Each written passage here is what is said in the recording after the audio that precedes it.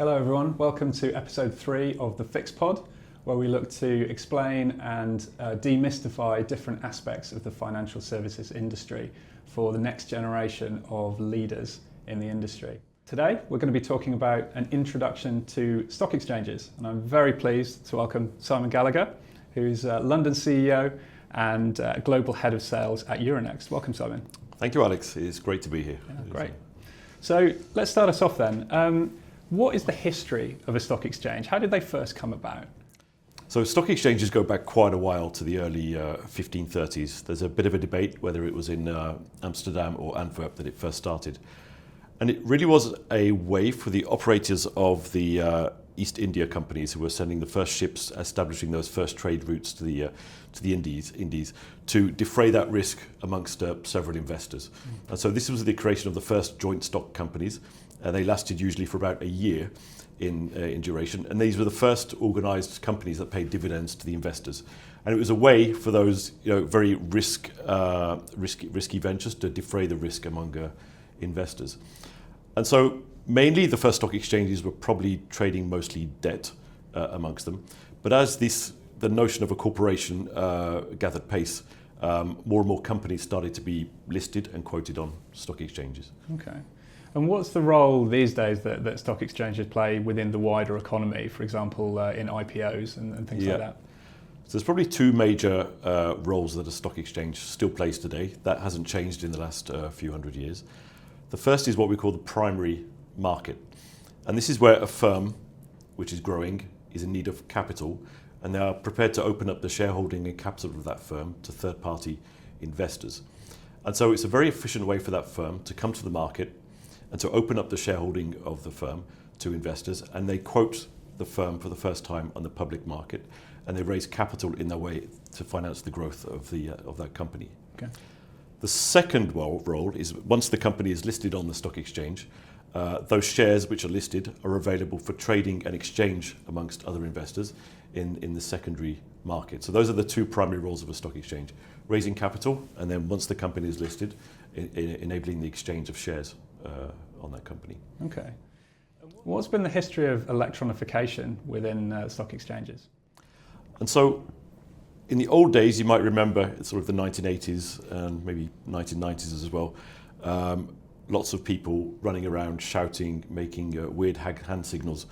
And so what they were basically doing was, we'll talk about price formation in a minute, they were communicating trading intentions amongst each other verbally and through hand signals, and by chalking up on a whiteboard information that investors could look at. Sort of things you see in films. Yeah, which still happens. We have I think it's the London Metal Exchange is a surviving floor-based system in the UK, and obviously there's a famous New York Stock Exchange floor. That's an iconic trading floor in New York. But today, in the late 80s and 90s, this very human process started to get automated as the trading value chain became more automated. So those investment decisions, the big pension funds and so on, started automating and analysing economic data and company data to automate the investment decision. And then slowly this automation process went through the value chain. And so you no longer had human traders shouting and screaming for prices, but prices being displayed electronically on screens. And then the trading process, the matching of orders, became electronic. And most of the stock exchanges went electronic in the 1990s. Yes, the process became far more efficient, far more data-driven, and today we see millions and millions and millions of messages exchanged every day, whereas before maybe you had a few tens of thousands of voice messages being exchanged. So the whole automation process has fundamentally changed the industry. Okay. What are the main pieces of market infrastructure involved in an exchange? For example, trading, clearing and settlement, and how do they fit together? Yeah, so there are three main components to market infrastructures that sit at the centre of financial markets. The first is the trading component, where buy and sell interests are brought together and a price is agreed. But once that price is agreed, the trade is done, a second crucial component occurs, which is clearing. Mm-hmm. And clearing houses sit behind stock exchanges, and they perform two crucial things. They act as a kind of insurance mechanism for the trade which has been agreed at the stock exchange. So at the moment in the order book a trade occurs, something called novation occurs in legal terms, where the clearinghouse replaces the counterpart on the other side. And so if one counterpart goes bust, the idea is that the clearinghouse would step in and deliver those securities and pay the money to the other counterpart. So like a safety mechanism. It's like a safety mechanism. You can think of it as a sort of an insurance house, and it's quite rare that they are called on.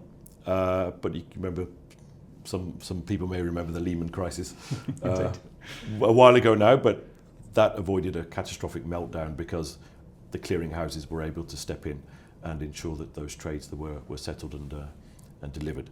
So the clearinghouse plays a crucial role in terms of ensuring the trades like an insurance policy. And then the clearinghouse does a very interesting thing also. It nets out for an individual security all the buy and sell orders to simplify at the end of the day who owes what to who and at what price. And so what the clearinghouse does is called netting, and they net out all the transactions, and then they send that to the third component of market structure, which is called the CSDs. These are the central securities depositories, where basically two things occur. The payment occurs, and these institutions maintain lists of who owns what, and they make the changes of ownership in their records. And so those are the sort of three components to a stock exchange: the trading, the clearing, and the settlement and delivery. Okay, thanks. Interesting. So what does an exchange physically look like today, and what is the role of things like data centers and interconnectivity between data centers? And so we are a world away from what you may imagine from what you've seen on television and films. You know, it's nothing like Wall Street, the Wolf of Wall Street, and that. Physically today, a stock exchange is a massive data center.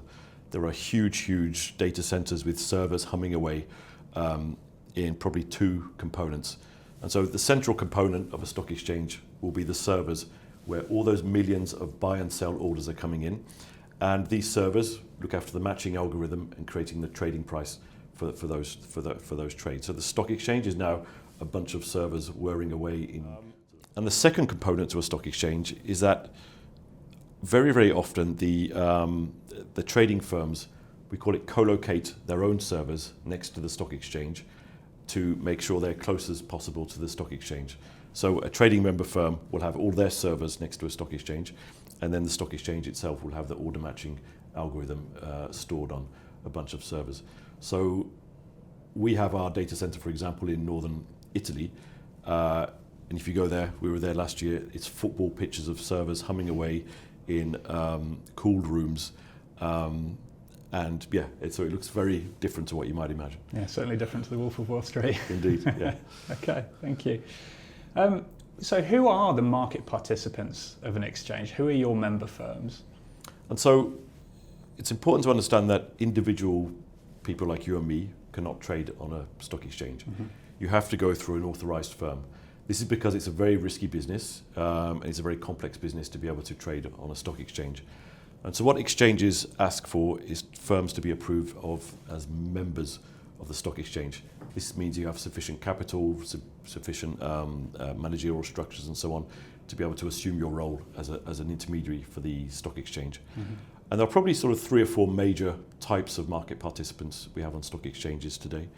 The first are the big sort of US investment banks, who probably account for between 50 to 60% of trading on stock markets in Europe.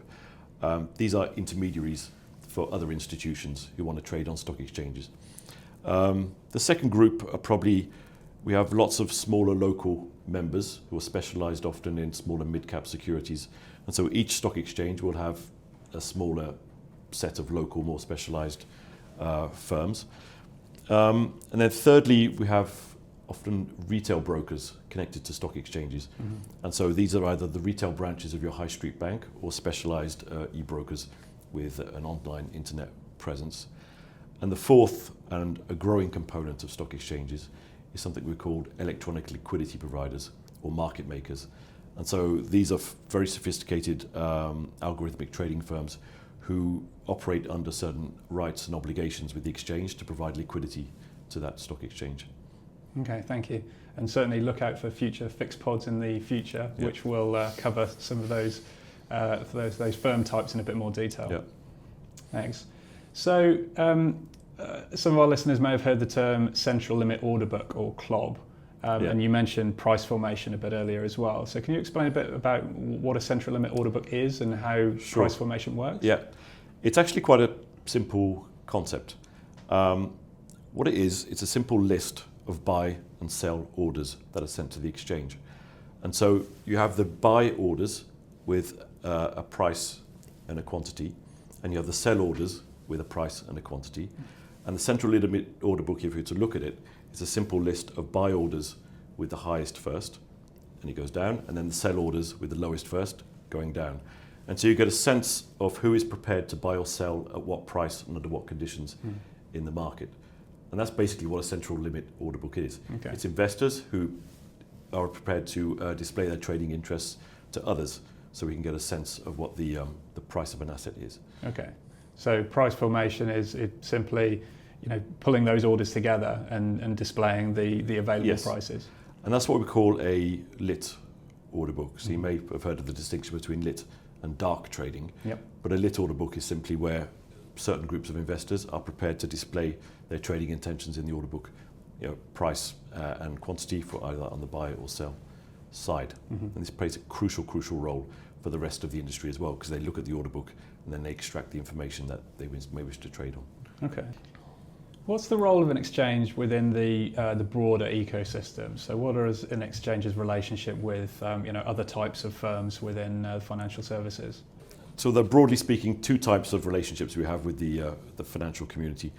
The first is with the issued firms, the firms that issue their stock with us. So we have regular dialogues with them, and we seek to have more companies list their shares with us. And the second crucial set of relationships we maintain is with those member firms. There's also a third constituency, which is the regulators. And so we are highly regulated. We are just as regulated as pharmaceutical industries and so on, because we are handling billions and billions and billions of people's money every day. And our mission is to offer fair, transparent and orderly markets. We have rule books which we are held to by our regulators and which we hold our members to. And this is basically the rules that ensure that we operate fair, transparent and orderly markets. And you mentioned regulators there. How has regulation, for example, MiFID and MiFID II, changed the way that stock exchanges operate? So MiFID, which is the big regulation that governs stock exchanges, came around in 2007, and it had a fundamental impact on the way we operate. Often before this, stock exchanges were owned by the member firms, the trading member firms. This is why we still call them members today. But those firms, the banks, sold off those shares in their stock exchanges. So stock exchanges, mainly today, are also publicly quoted firms listed on themselves. That was that was in the background while that was happening.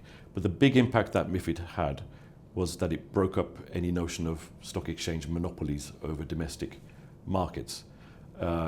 In some markets, including France and Spain and Italy, there was what we called concentration rules, which where the local authorities deemed that to maximize price formation efficiency, it was best to have all orders in a stock sent to one single point. That's fine, but it's not very good for competition and innovation. And so that was all broken up. So we saw new competition come to Europe as a result of this, and it really shook things up. So we saw 2 or 3 new competitors join the market, which sort of did 2 things. First, they brought innovation and competition, but secondly, they brought a pan-European approach to the first time to trading. So often stock exchanges just are domestic animals looking after their own domestic securities. And what the new entrants brought to the market is that they offer a pan-European offering. And it also promoted innovation and different types of market models and order types. And so if you look at the stock exchange and landscape today, it's far more sophisticated and complex than it was sort of in the 20 years ago. So it's more competition and choice, but also a bit more complexity as well. Okay, understood. All right, well, Simon, thank you very much for your time. Hope everyone enjoyed that and found that insightful. And please continue to look out for future episodes of the FIXPod. Thank you. Thank you.